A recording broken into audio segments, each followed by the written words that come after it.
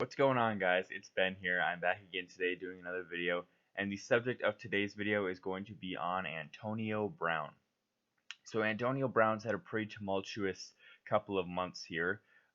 So to kick it off first, I'll just basically be going through the history that led up to his release from the Raiders, and then him actually joining the Patriots today, because that's the big headline, folks. If you're not aware, yesterday Antonio Brown got released by the Raiders, and then only a couple of hours later already signed a deal with the Patriots.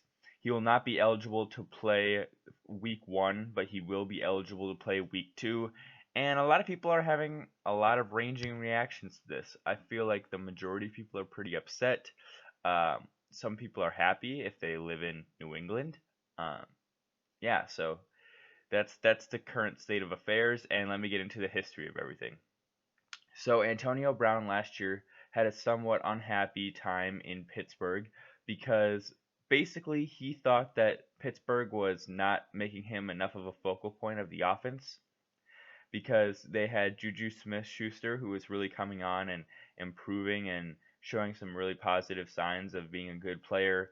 They also, even though they didn't have Le'Veon Bell, they had James Conner, who was having a really good season, and he was playing really well in replacing Le'Veon. And but with that said, Antonio Brown thought that without Le'Veon there, and with really no other proven wide receiver, because Juju Smith Schuster hadn't had his great season yet, he thought that he should essentially be the focal point of everything going on offensively. He should be getting thrown the ball 20 times a game, so on and so forth. But basically, if you know anything about how the Pittsburgh Steelers work, they don't really work like that. In that, there was a time back in the day where they had Santonio Holmes and Hines Ward like 10 years ago.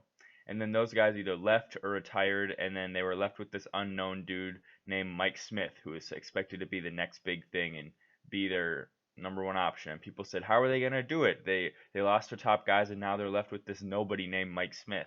Or, excuse me, Mike Wallace, not Mike Smith, Mike Wallace.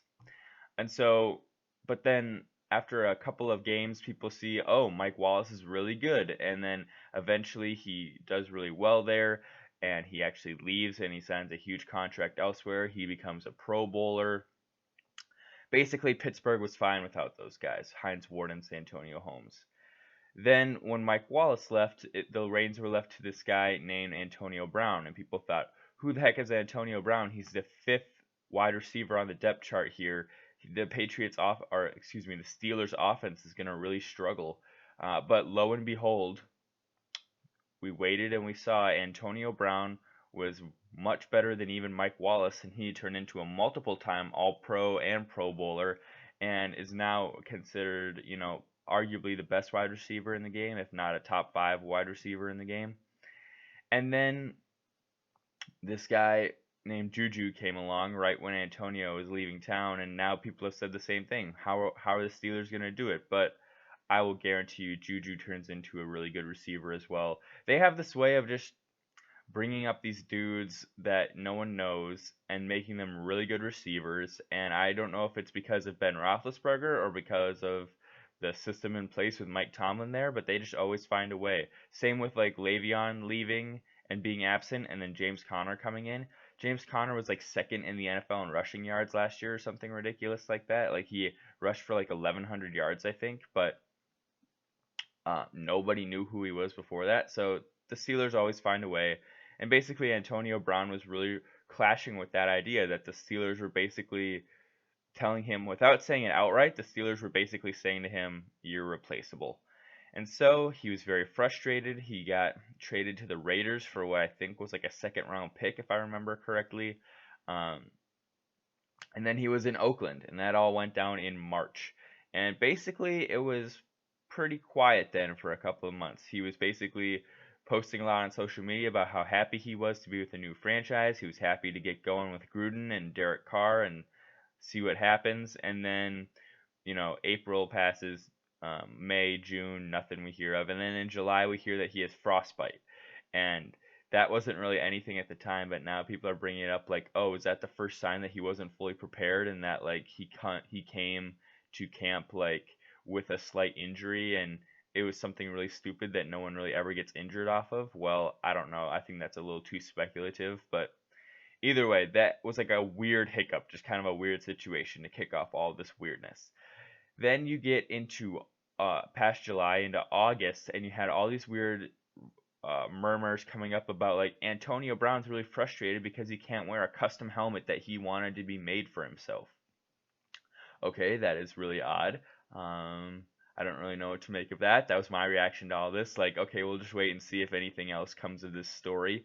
Later on, you hear like, okay, Antonio Brown is saying he's going to refuse to play if he doesn't get to wear this special helmet. This to me was ridiculous. I don't get this. I don't get this at all. Like, from either side, if you're Oakland, just let him wear the stupid custom helmet. If you're Antonio Brown, who really cares what helmet you wear? It's not like you're gonna run slower because of your helmet. It shouldn't really impact your game all that much. But either way, I thought this was just a very bonehead like conflict between these two sides, the Raiders and Antonio Brown. And I thought, why are they fighting over this? This is so pointless. Well, either way, apparently it escalated within this last week now, and the Raiders are going to suspend Antonio Brown because number one of the helmet thing, and number two, I guess there was a conversation between him and Mike Mayock, who is like the general manager of the Raiders, and they got into this big argument, I guess, and so they decided based on this helmet situation and Antonio being like really hard to rein in, sort of, that they were going to suspend him. He also was like threatening to not report to the games and stuff. So between all those things, they decided to suspend him. But then he came back and he said, "Hey, I apparently he made this apology to the locker room and to everybody, and it was apparently really heartfelt. And he basically just said, I'm sorry that I am making this situation bad. I'm sorry that I'm causing a lot of drama and tumult to go on." And so basically, then Oakland backed down and said, "We're not going to suspend you, but we are going to fine you." So it was something like 20. I don't know if it was 20K or 200K, I forget. But either way, it kind of voided his contract in that his money wasn't guaranteed anymore because of that. And so he got really upset apparently, and then he said like he was requesting a release from the Raiders. That was like Friday, I think. And then this is all happening like this past week. Like Wednesday was when he had the huge argument that came out. Thursday was when they were talking about suspending him. I think Friday he was like making the apology, and then or maybe Thursday he was making the apology. Then Friday they were just gonna say we're just gonna fine you. Saturday is yesterday, and that is when they decided to release him because the situation was just too much of a headache, I suppose. And then that was around, I'd say, 10 a.m. Saturday morning, Central Time, which is my time. And then I would say around 3 o'clock that afternoon, so only a couple of hours later, he had been signed by the Patriots.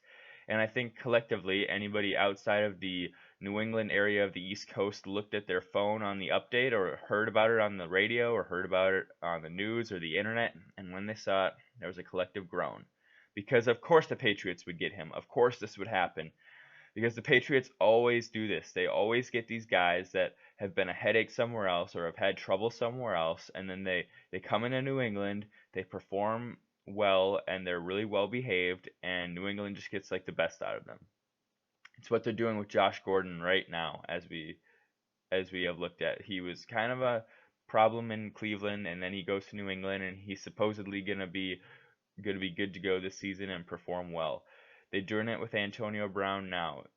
Albert Haynesworth, that was actually a huge flop for Washington when he went there because he was on Tennessee, really good, signed a huge contract with Washington, played awful, was kind of a nuisance in the locker room.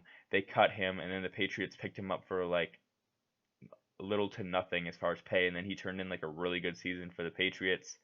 Okay, let's see. Besides that, I'm trying to think of some other guys. I guess technically Randy Moss was a pretty big problem when he was with Oakland. He was like performing okay, but he was just a locker room menace. And then they got rid of him. He signed with the Patriots, I believe. I think it was a signing, not a trade. But okay, so he was on the Patriots, and then of course put up one of the best wide receiver seasons of all time, maybe the single greatest one, some would argue, in 2007. Um, yeah, they just have a long history of, oh, this guy's a problem. You guys don't want him. We'll take him. Same thing with like 2 years ago, James Harrison on the Steelers. Um, he was apparently feuding with the Steelers a lot. They released him, and then he signed with the Patriots a few weeks later. It just happens all the time with the Patriots. They always pick up these dudes that nobody wants. Chad Ochocinco, like 5 years ago, they did the same thing with him. Darrelle Revis, when he was kind of looked at as tarnished and not as good anymore, they picked him up and he won a Super Bowl with them. It just happens over and over and over with this team. So this move is not really surprising whatsoever that he went to the Patriots, but let me tell you, I hate to say it, but this Patriots offense is going to be really good to go along with a really good defense. And I think before it was kind of like Kansas City was the favorites and New England was like the second favorites in the AFC. Now I'd say they're basically tied. I can't see one being favored over the other.